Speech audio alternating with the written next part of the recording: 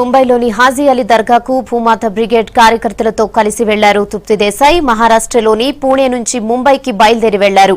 హాజీ అలీ దర్గాలో అడుగు పెట్టడం అనేది ఓ చరిత్ర అవుతుందని ఆమె చెప్పారు. చట్టపరంగా ఎన్నోసార్లు ఫైట్ చేసిన తర్వాత తమ పోరాటం ఇన్నాళ్లకు విజయం సాధించబోతోందన్నారు. ఇది హిస్టారిక్ విక్టరీ అన్నారు. తాము ఏ మతస్థులకు వ్యతిరేకం కాదని, అన్ని మతాలను సమానంగా చూస్తామని ఆమె చెప్పారు. అందరి హక్కులను కాపాడాలనేదే తమ ఉద్దేశమన్నారు భూమాత బ్రిగేడ్ సంస్థ వ్యవస్థాపకురాలు.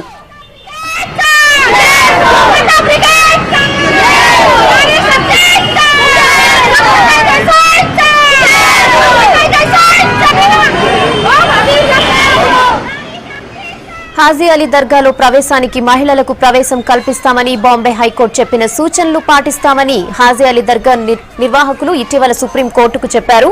ఆ తర్వాత నవంబర్ 29న 100 మంది మహిళలు, సామాజిక కార్యకర్తలు దర్గాలోకి ఎంట్రీ ఇచ్చారు. ఇవాళ భూమాత బ్రిగేడ్ దళంతో కలిసి హాజీ అలీ దర్గాలోకి వెళ్తున్నారు తృప్తి దేశాయ్.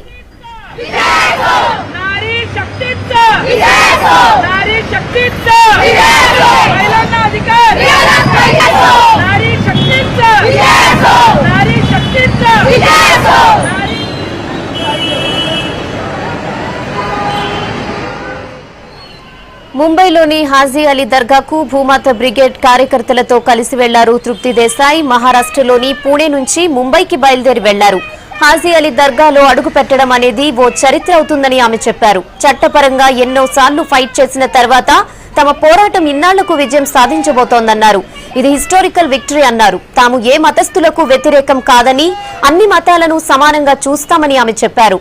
అందరి హక్కులను కాపాడాలనేదే తమ ఉద్దేశమన్నారు భూమాత బ్రిగేడ్ సంస్థ వ్యవస్థాపకురాలు.